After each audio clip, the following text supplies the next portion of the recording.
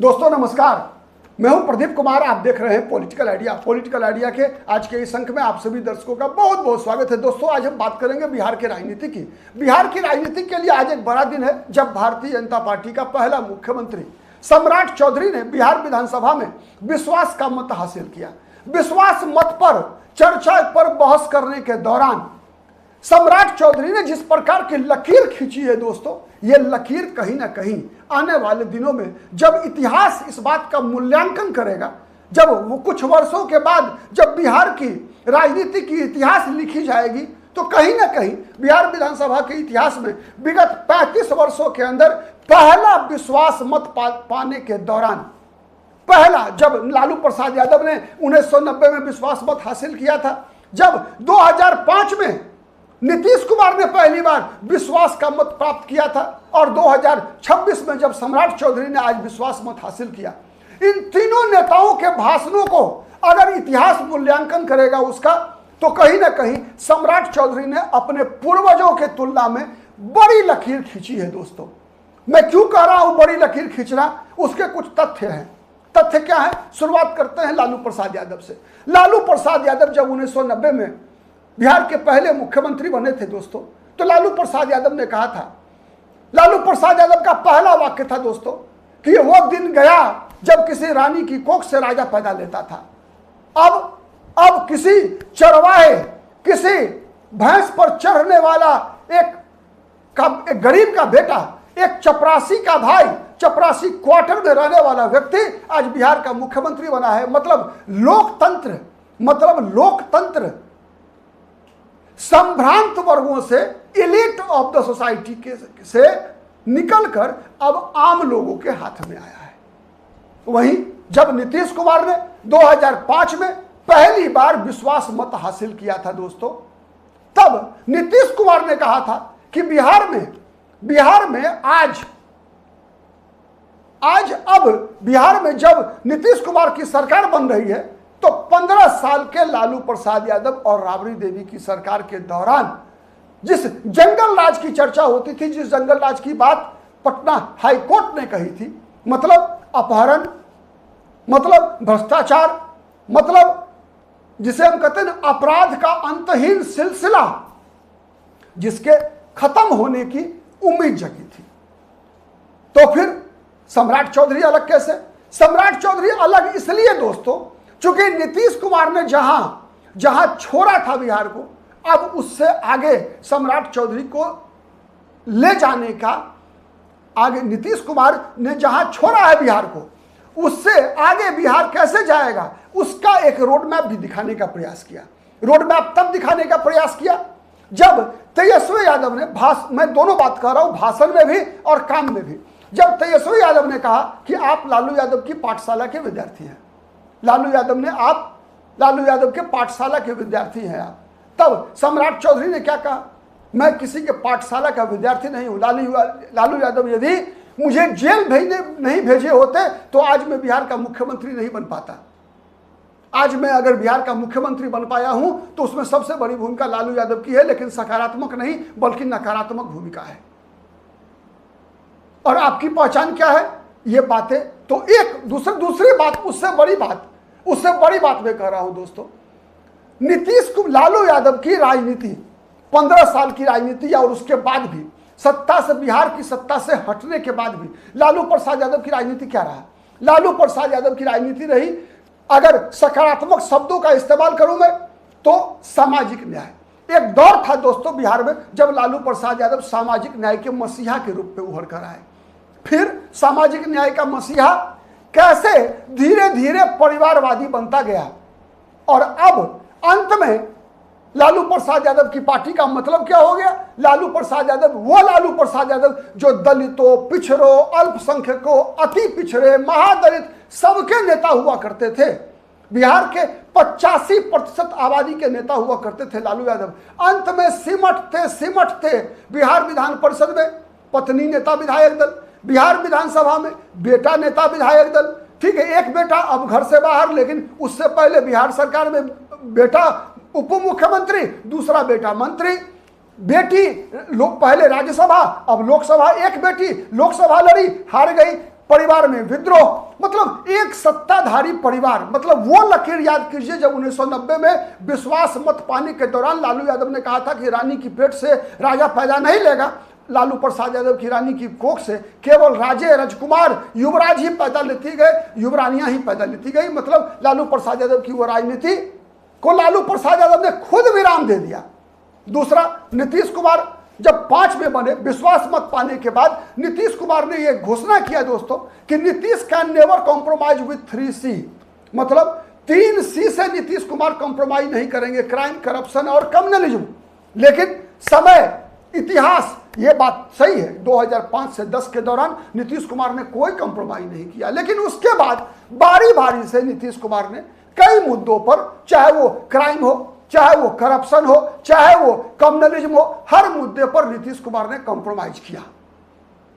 हर मुद्दे पर जिस लालू प्रसाद यादव के भ्रष्टाचारी होने का प्रमाण पत्र बांटते बांटते नीतीश कुमार बिहार के शहंशाह बने, उसी लालू प्रसाद यादव की पार्टी के साथ गठबंधन किया, 2 बार सरकार बनाई, एक चुनाव भी लड़े। सच है, जिस भारतीय जनता पार्टी के बारे में नीतीश कुमार ने कहा कि मैं मिट्टी में मिल जाऊंगा लेकिन बीजेपी के साथ सरकार नहीं बनाऊंगा, अब साथ नहीं जाएंगे, उस बीजेपी के साथ भी गए, बीजेपी को सत्ता हस्तांतरित भी किया, बीजेपी के नेता सम्राट चौधरी को मुख्यमंत्री भी बनाया। उसी जिस नरेंद्र मोदी के बारे में कहा कि मोदी की जरूरत बिहार में नहीं है, हमारे पास अलग से सुशील मोदी है ही। नरेंद्र मोदी मतलब सांप्रदायिक व्यक्ति। गुजरात दंगे का आरोप लगाते हुए नरेंद्र मोदी पर नीतीश कुमार ने अपनी राजनीति को एक सेकुलर चेहरा बनाया। उसी नरेंद्र मोदी के चरणों में शरणागत होते हुए भी लोगों ने देखा नीतीश कुमार को। अब मैं सम्राट चौधरी के बारे में क्यों मैंने कहा कि सम्राट चौधरी ने एक बड़ी लकीर खींची है दोस्तों, उसके 3 कारण को समझिए। एक तो सम्राट चौधरी ने लालू प्रसाद यादव पर करारा हमला किया और कहा कि लालू यादव की विरासत सम्राट चौधरी की विरासत नहीं है, बल्कि सम्राट चौधरी ने ताल ठोक कर कहा कि सम्राट चौधरी आज मुख्यमंत्री है तो मुख्यमंत्री सम्राट चौधरी को बीजेपी ने बनाया है। सम्राट चौधरी को मुख्यमंत्री नीतीश कुमार ने नहीं बनाया है, लेकिन नीतीश कुमार की भी सहमति रही है, नीतीश कुमार का आशीर्वाद रहा है। और नीतीश कुमार ने आशीर्वाद इसलिए दिया है सम्राट चौधरी को क्योंकि भारतीय जनता पार्टी ने नीतीश कुमार को बहुत कुछ दिया। मतलब बीजेपी ने जो सम्मान दिया नीतीश कुमार को, उस सम्मान को रिटर्न किया है नीतीश कुमार ने बीजेपी के मुख्यमंत्री को बनवाकर। सम्राट चौधरी को वैसे ही बीजेपी ने नहीं बना दिया, पहले बिहार विधान परिषद में नेता बनाया, मंत्री बनाया, प्रदेश अध्यक्ष बनाया, उप मुख्यमंत्री बनाया 2 टर्म, तब जाकर मुख्यमंत्री बनाया है। मतलब शकुनी चौधरी के बेटा होने के कारण सीधे डिप्टी सीएम या मुख्यमंत्री बीजेपी ने नहीं बनाया है। यह लकीर लालू यादव के सामने खींची, साथ ही नीतीश कुमार के सामने भी लकीर खींची, कहा कि कोई क्राइम से कोई कॉम्प्रोमाइज नहीं होगा। यह संकेत दिया कि बुलडोजर चलेगा बिहार में, बुलडोजर चलेगा बिहार में, यह संकेत दिया कि नीतीश कुमार का सम्मान बरकरार रहेगा, नीतीश कुमार के सम्मान से हम कोई कॉम्प्रोमाइज नहीं करेंगे। मैं बीजेपी का नेता हूं, बीजेपी विधायक हूं, प्रदेश अध्यक्ष रह चुका हूं, लेकिन मैं मुख्यमंत्री एनडीए का हूं, यह सम्राट चौधरी ने कहा। इससे पहले क्या होता था? इससे पहले लगातार जनता दल यूनाइटेड के नेताओं के द्वारा बीजेपी के विधायकों को, या फिर जब नीतीश कुमार जनता दल यूनाइटेड के साथ हुआ करते, राजद के साथ हुआ करते थे, तो हर बार नीतीश कुमार और नीतीश कुमार के विधायक, चाहे बीजेपी हो चाहे जनता दल यूनाइटेड हो, दोनों को ताना मारा करते थे कि आपको जिता कर तो नीतीश कुमार लेकर आए हैं, नीतीश कुमार के कारण आप बिहार विधानसभा में पहुंचे हैं, सरकार नीतीश कुमार की है, मतलब नीतीश कुमार के अलावा कोई नहीं है। तो सम्राट चौधरी ने इस मामले में एक बड़ी लकीर खींची जब सम्राट चौधरी ने कहा कि ये एनडीए की सरकार है, ये मैं नेता विधायक बीजेपी का हूं, लेकिन सरकार एनडीए की है, चलेगी नीतीश कुमार की सलाह के अनुसार चलेगी, प्रधानमंत्री नरेंद्र मोदी के मार्गदर्शन में चलेगी। ये एक जो कोऑर्डिनेशन करने का सम्राट चौधरी ने प्रयास किया, वो दिखाता है सम्राट चौधरी के अंदर वो नेतृत्व करने के लिए एक इच्छा शक्ति कि कोई ऐसा विवाद खड़ा नहीं करो, कोई सबको साथ लेकर चलने का मादा दिखाया है सम्राट चौधरी ने।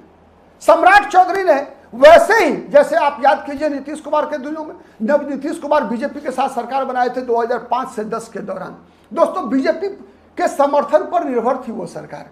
अगर बीजेपी नहीं समर्थन देती नीतीश कुमार को तो नीतीश कुमार बिहार में कभी भी मुख्यमंत्री नहीं बन सकते थे।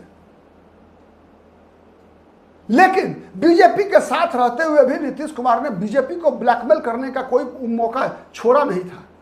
आप याद कीजिए, बीजेपी के साथ रहते हुए नीतीश कुमार ने 2005 से 10 के कार्यकाल के दौरान, पहला कार्यकाल में बता रहा हूं, नीतीश कुमार मुख्यमंत्री थे और नीतीश कुमार ने ही किशनगंज में, दिल्ली में केंद्र में कांग्रेस की सरकार थी, अलीगढ़ मुस्लिम विश्वविद्यालय के लिए जमीन दिया। बीजेपी के अलावे संघ परिवार का जितना भी संगठन था सब विरोध कर रहा था कि नहीं, बिहार में अलीगढ़ मुस्लिम यूनिवर्सिटी का कोई सेंटर नहीं खुलेगा। उसके बावजूद नीतीश कुमार ने बीजेपी की एक नहीं सुनी।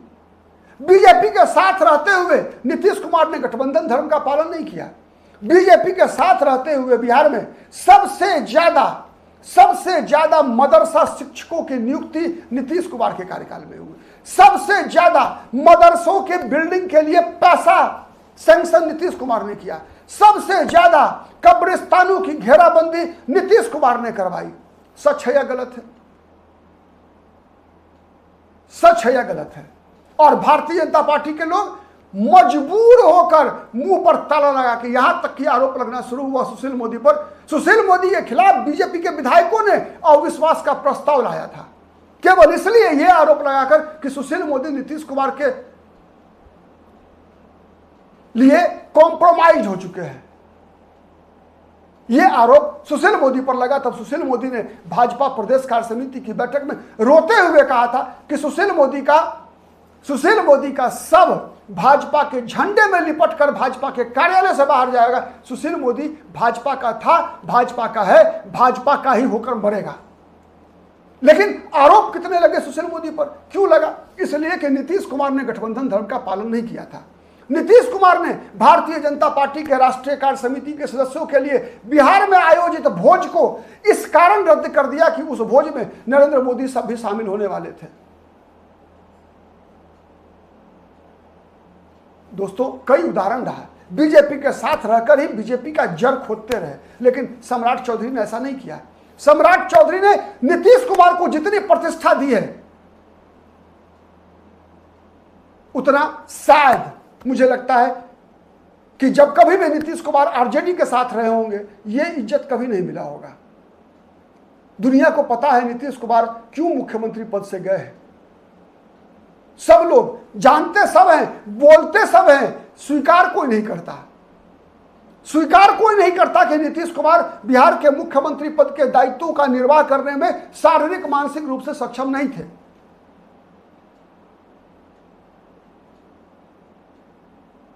यह मुख्य कारण था और इसीलिए भारतीय जनता पार्टी लगातार मांग कर रही थी कि आप चेहरा बदलो, आप छोड़ दीजिए। अंतोगत्वा नीतीश कुमार ने स्वीकार किया इस चीज को। नीतीश कुमार के नजदीकी लोगों ने बीजेपी का इस मामले में समर्थन किया और जितना सम्मानजनक विदाई नीतीश कुमार को मिली, आप बताइए कभी भी आरजेडी के साथ नीतीश कुमार होते तो क्या वो सम्मानजनक विदाई मिलती? कलेजा पर हाथ रखिए और बताइए कि अगर नीतीश कुमार आरजेडी के साथ होते तो क्या नीतीश कुमार को वो सम्मान मिलता? नीतीश कुमार तो गए थे इंडिया अलायंस में। क्या किया था लालू यादव ने पहली बार में? जब लालू यादव साथ में भी आए, क्या बोला था लालू यादव ने पहली बार 2014 में जब नीतीश कुमार लालू यादव से मिलने गए और समर्थन मांगा था? तब याद कीजिए, लालू यादव ने कहा था छोटा भाई है, पैर पकड़ लिया तो क्या करते, गोद में बैठा लिए लात मार देते। यह भाषण था। पेट में दांत, मतलब पलटू चाचा, किसने नाम रखा भाई? अब याद कीजिए, जब 2022 में नीतीश कुमार बीजेपी को छोड़कर गए, नरेंद्र मोदी को चुनौती देने के लिए इंडिया अलायंस बनाया, पहली बैठक में ही लालू यादव ने नीतीश कुमार पर वज्रपात कर दिया था। तब जब कहा कि इस बारात के दूल्हा कौन होंगे? राहुल गांधी। सबको पता है राहुल गांधी का मुकाबला जब नरेंद्र मोदी से होगा तो नरेंद्र मोदी की ताकत दुगनी हो जाती है। जब मुकाबला राहुल गांधी से होता है नरेंद्र मोदी का जिस किसी भी राज्य में, नरेंद्र मोदी की ताकत दुगनी हो जाती है। सच है या नहीं है? नरेंद्र मोदी बाली बन जाते हैं कि नहीं बन जाते हैं? बताइए ईमानदारी से। तो नीतीश कुमार को अपमानित किसने किया? हर बार अपमान किसने का सहा? ये अंतर है। इसीलिए मैंने कहा कि सम्राट चौधरी ने जिस प्रकार से एक साथ भाजपा के नेता के रूप में, एनडीए के नेता के रूप में, जिस तरह से एक साथ एनडीए की सरकार है, मालूम है काशी कॉरिडोर की तरह हरिहरनाथ कॉरिडोर के लिए जिस प्रकार से पैसे का आवंटन किया है सम्राट चौधरी ने, यह इस बात की तरफ इशारा है दोस्तों, जिस प्रकार से वो भगवा मुरेठा बांधकर सम्राट चौधरी ने विधानसभा के अंदर प्रवेश किया है, उससे सम्राट चौधरी ने एक और धारणा को तोड़ा है। सम्राट चौधरी नहीं चाहते कि सम्राट चौधरी की पहचान एक जातीय नेता के रूप में बने। इसीलिए मैं कह रहा हूं सम्राट चौधरी ने बड़ी लकीर खींची है। सम्राट चौधरी नहीं चाहते कि सम्राट चौधरी की पहचान केवल एक कुशवाहा, एक कोयरी जाति के नेता के रूप में बने। सम्राट चौधरी की कोशिश है कि सम्राट चौधरी एक हिंदू नेता के रूप में जाने जाए, एक भाजपा नेता के रूप में जाने जाए। इसमें कितने सफल होते हैं सम्राट चौधरी, नजर बना के रखिए। हमारी भी नजर बनी हुई है। हम तो हर उस खबर का विश्लेषण लेकर आपके समक्ष आते हैं जिस खबर का विश्लेषण आप जानने की आपकी इच्छा होती है। बने रहिए पॉलिटिकल आइडिया के साथ, फिर मुलाकात होगी किसी अन्य मुद्दे पर। और यदि हमारा वीडियो पसंद आता है दोस्तों तो प्लीज लाइक कीजिए, शेयर कीजिए, जिससे कि अधिक से अधिक लोगों तक हमारी बातें पहुंचे। अब तक यदि पॉलिटिकल आइडिया को सब्सक्राइब नहीं किया है तो प्लीज डू इट। आज के लिए इतना ही, फिर मुलाकात होगी किसी अन्य मुद्दे पर। तब तक के लिए नमस्कार।